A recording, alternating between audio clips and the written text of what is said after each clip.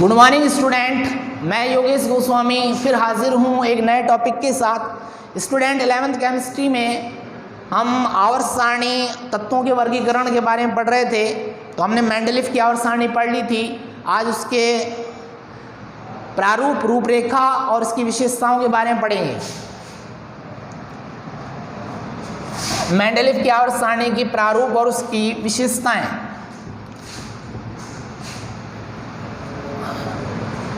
हमने आपको बता दिया था मेंडलीफ ने अपनी संपूर्ण आवर्त सारणी को 9 वर्गों में और 7 आवर्तों में विभाजित किया था।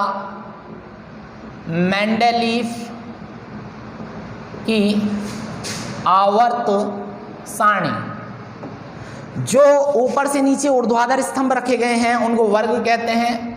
और कितने वर्ग थे मेंडलीफ की आवर्त सारणी में? 8 वर्ग और एक शून्य वर्ग, जिसमें उत्कृष्ट गैसों को रखा गया है। उत्कृष्ट गैसों को रखा गया है helium, neon, argon, krypton, xenon और रेडॉन। ये उत्कृष्ट गैसें हैं, इनको शून्य वर्ग भी कहते हैं। ये 9वां वर्ग था, यह शून्य वर्ग। और 8 वर्ग बता दिए थे हमने आपको। 1 से लेके 7 तक के वर्गों को ए और बी 2 उपवर्गों में डिवाइड किया गया था। ठीक है, जैसे फर्स्ट वर्ग है तो first A, second A, first A, second A, first B, second A, second B, third A, third B, यानी 8 तक ऐसे ए और बी 2 वर्गों में। और 8वें वर्ग में 8वां वर्ग ऐसे ही रखा गया था जैसे फैकोनी। ठीक है, और बताया था हमने आपको यारी जरासी निभा मौत तक रुकावट राह में पड़े, रुकावट राह में पड़े। और लाफ्ता वरना रे उधर इधर पिटाई और होगी, उधर इधर पिटाई और होगी। ऐसे 8वें में 3-3 तत्वों के समूह रखे गए हैं। इस प्रकार से मेंडलीफ ने अपने वर्ग जो हैं ऊर्ध्वाधर स्तंभ, जो ऊपर से नीचे आते हैं उन्हें ऊर्ध्वाधर स्तंभ कहते हैं। तो मेंडलीफ ने 9 वर्ग बनाए थे। शून्य वर्ग को 9वां वर्ग कहा गया। उत्कृष्ट गैसें, अक्रिय गैसें रखी गई हैं। ठीक है, 1 से लेके 7 तक को ए और बी 2 वर्गों में डिवाइड किया गया है। 8वें वर्ग में 3-3 तत्वों के समूह रखे गए हैं। ठीक है, ऐसी आवर्त मेंडलीफ ने अपने आवर्त सारणी में 7 आवर्त रखे थे। 7 आवर्त। ठीक है, जो क्षैतिज पंक्तियाँ होती हैं, जो लेफ्ट से साइड में तत्वों को रखा जाता है, उन्हें आवर्त कहते हैं। क्षैतिज पंक्तियों को आवर्त, और ऊपर से जो नीचे रखे जाते हैं उन्हें वर्ग कहते हैं, ऊर्ध्वाधर स्तंभ कहते हैं। ठीक है, 9 वर्ग थे और 7 आवर्त थे। पहले आवर्त में मेंडलीफ ने 2 तत्व रखे हैं, हाइड्रोजन और हीलियम। ये देख लेना आप, हमने पढ़ा दिया था इससे पहले वाली वीडियो में। दूसरे और तीसरे आवर्त में 8-8 तत्व रखे हैं। इसे तो अति लघु आवर्त कहते हैं। अति लघु आवर्त सबसे छोटा आवर्त है, सबसे कम तत्व हैं इसमें, तो इसलिए इसे अति लघु आवर्त कहते हैं। दूसरे और तीसरे आवर्त में 8 तत्व हैं, 8 तत्व रखे गए हैं, इसे लघु आवर्त कहते हैं, लघु आवर्त। उसके बाद चौथे और 5वें आवर्त में 18 तत्व रखे गए हैं, इसे दीर्घ आवर्त कहते हैं, दीर्घ आवर्त। पहले में 2 तत्व, दूसरे और तीसरे में 8-8 तत्व, इसे लघु आवर्त कहते हैं। चौथे और 5वें में 18 तत्व हैं, इसे दीर्घ आवर्त कहते हैं। छठे आवर्त में 32 तत्व रखे गए हैं, इसे अति दीर्घ आवर्त कहते हैं, अति दीर्घ आवर्त। और 7वां आवर्त अपूर्ण आवर्त है, क्योंकि इसमें भविष्य में खोजे जाने वाले तत्वों के लिए रिक्त स्थान छोड़े गए हैं, अपूर्ण आवर्त है। छठा और सबसे बड़ा आवर्त है, इसमें 18 तत्व तो दिखाई दे रहे हैं, शेष 14 तत्व लैंथेनाइड जो कि आवर्त सारणी में उनको नीचे स्थान दिया गया है। शेष 14 तत्व लैंथेनाइड के जो हैं वो भी छठे आवर्त के ही हैं। ठीक है, जैसे 7वें आवर्त के 14 तत्व जो शेष हैं उनको एक्टिनाइड नीचे रखा गया आवर्त सारणी में, सबसे नीचे। ठीक है, तो मेंडलीफ ने अपनी आवर्त सारणी में 9 तो वर्ग बनाए थे और 7 आवर्त बनाए थे। ठीक है स्टूडेंट, ये हमने आपको इसकी सारणी बना दी थी, इसमें समझा दिया था। हम बात करते हैं इस सारणी के दोष। इस सारणी के दोष क्या हैं, कमियां क्या हैं? सबसे पहले कमी तो ये थी कि ये जो आवर्त सारणी जो थी ये परमाणु भार के आरोही क्रम में रखी गई थी, यानी इसमें तत्वों को परमाणु भार के आरोही क्रम में यानी बढ़ते हुए क्रम में व्यवस्थित किया गया था। तो इसमें क्या है कि इस आवर्त सारणी में ये देखा गया, पहली कमी जो थी, दोष थे इसके, जो मेंडलीफ की आवर्त सारणी के जो दोष थे वो दोष क्या थे कि कुछ स्थानों पर परमाणु भार के आरोही क्रम का पालन नहीं किया गया है। जैसे आर्गन को पोटेशियम से पहले रखा गया जबकि बाद में आना चाहिए आर्गन, ऐसे ही कोबाल्ट को निकिल से पहले रखा गया जबकि बाद में आना चाहिए, ऐसे ही टेलुरियम को आयोडीन से पहले रखा गया जबकि बाद में आना चाहिए। आर्गन को पोटेशियम से पहले, कोबाल्ट को निकिल से पहले और टेलुरियम को आयोडीन से पहले रखा गया है, जबकि इसका परमाणु भार ज़्यादा होता है, इसका परमाणु भार इससे ज़्यादा होता है और इसका परमाणु भार इससे ज़्यादा होता है। इसका परमाणु भार इससे ज़्यादा होता है तो ये बाद में आना चाहिए, इसका परमाणु भार इससे ज़्यादा होता है तो ये बाद में आना चाहिए, क्योंकि परमाणु भार के आरोही क्रम में व्यवस्थित किया गया है। लेकिन ये पहले रखे गए हैं तो परमाणु भार के आरोही क्रम का पालन नहीं किया गया 3 स्थानों पर। ये देख लेना, हमने आपको बता रखा है सारणी में, इससे पहले वाली वीडियो में हमने बना ली थी वो सारणी, वो टेबल बनाई थी हमने, तो उसमें देख लेना आर्गन को पोटेशियम से पहले रखा गया है, कोबाल्ट को निकिल से पहले रखा गया है और टेलुरियम को आयोडीन से पहले रखा गया है, जबकि बाद में रखना चाहिए था। दूसरी कमी ये है कि असमान गुणधर्म वाले तत्वों को एक ही वर्ग में रखा गया है। असमान गुणधर्मों वाले तत्वों को एक ही वर्ग में रखा गया है। कौन कौन से हैं? जैसे Cu, Ag, Au, ये गुणधर्मों में असमांतर रखते हैं लेकिन इनको एक ही वर्ग में रखा गया है। और ऐसे ही लीना के रब सिस, ये भी गुणधर्म में समानता रखते हैं, असमानता रखते हैं, इनको भी एक वर्ग में रखा गया है। 15 मिनट पहले बना ली। तो असमान गुणधर्म वाले तत्वों को एक वर्ग में रखा गया है, ये भी असमान गुणधर्म वाले तत्व हैं फिर भी इनको एक वर्ग में रखा गया है, तो ये कमी है, इनको अलग अलग वर्ग में रखना चाहिए था। ठीक है। तीसरी कमी क्या है? समान गुणधर्म वाले तत्वों को अलग अलग वर्ग में रखा गया है। जैसे Cu और Hg, इनके गुणधर्म समान हैं लेकिन इनको अलग अलग वर्गों में रखा गया है, जबकि इनको एक ही वर्ग में रखना चाहिए था। जैसे और भी हैं Au और प्लेटिनम, ऐसे ही बैरियम और लेड, इनके गुणधर्म, इन दोनों के गुणधर्म समान हैं, अलग अलग वर्गों में रखे गए हैं। इन दोनों के तांबा और पारे के गुणधर्म समान हैं, अलग अलग वर्गों में रखे गए हैं। बैरियम और लेड के गुणधर्म समान हैं, अलग अलग वर्गों में रखे गए हैं, लेकिन इनको एक ही वर्ग में रखना चाहिए था, ये कमी है।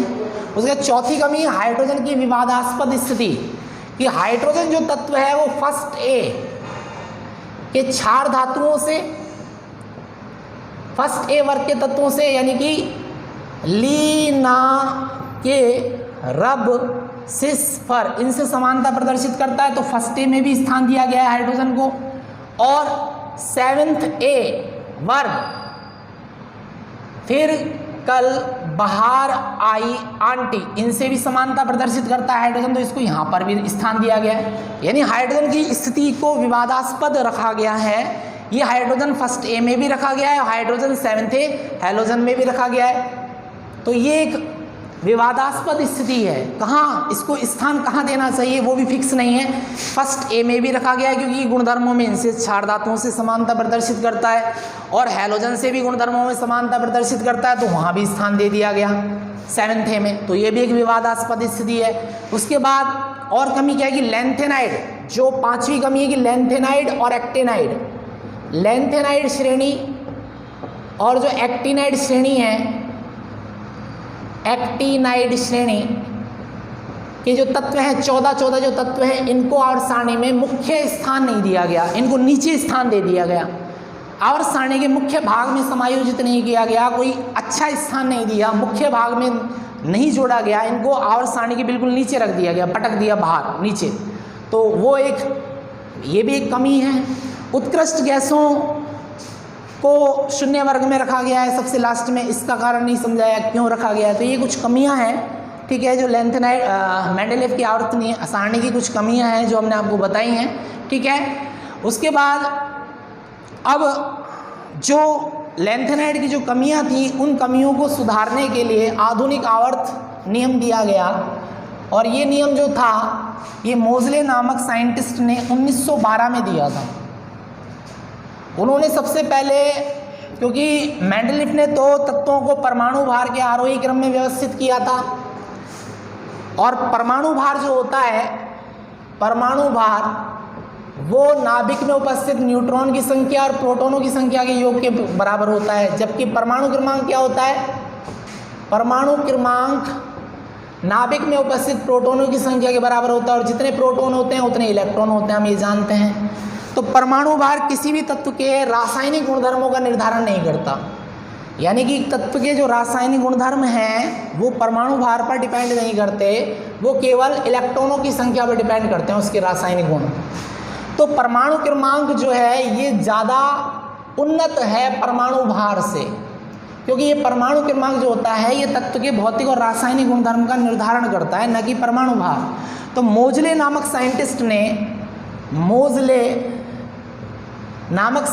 ने 1912 में एक आधुनिक आवर्त सारणी का नियम दिया, आधुनिक आवर्त नियम दिया, आधुनिक आवर्त नियम, ठीक है, जिसे मोजले का आवर्त नियम कहते हैं। इस गुणधर्म के, इस नियम के आधार पर यह बताया कि जब तत्वों को, परमाणु भार के नहीं, परमाणु क्रमांक का मतलब होता है किसी भी तत्व के नाभिक में उपस्थित प्रोटॉनों की संख्या या कक्षों में उपस्थित इलेक्ट्रॉनों की संख्या, क्योंकि हमें जानते हैं कि किसी नाभिक में जितने प्रोटॉन होंगे उतने ही इलेक्ट्रॉन्स होते हैं। नंबर ऑफ प्रोटॉन बराबर नंबर ऑफ इलेक्ट्रॉन्स, ये इक्वल होते हैं, क्योंकि तत्व के जो गुणधर्म है, रासायनिक केमिकल प्रॉपर्टी है, वो इलेक्ट्रॉनों की संख्या पर डिपेंड करती है, इलेक्ट्रॉन पर डिपेंड करती है, ठीक है, क्योंकि रासायनिक अभिक्रियाओं में इलेक्ट्रॉन भाग लेते हैं, न कि न्यूट्रॉन। परमाणु भार का कोई लेना देना नहीं होता। तो ये अधिक उत्तम मौलिक गुण है परमाणु क्रमांक, किससे? परमाणु भार से। तो मोजले नामक साइंटिस्ट ने 1912 में आधुनिक आवर्त नियम दिया। उन्होंने बताया कि जब तत्वों को परमाणु भार के, परमाणु क्रमांक के आरोही क्रम में, बढ़ते हुए क्रम में व्यवस्थित किया जाता है, तो एक निश्चित अंतराल के पश्चात उनके गुणधर्मों की पुनरावृत्ति होती है। अर्थात परमाणु क्रमांक तत्वों के आवर्ती फलन होते हैं। परमाणु क्रमांक जो होते हैं, परमाणु क्रमांक तत्वों के आवर्ती फलन होते हैं, पेरियोडिक फंक्शंस होते हैं। आवर्ती फलन, पेरियोडिक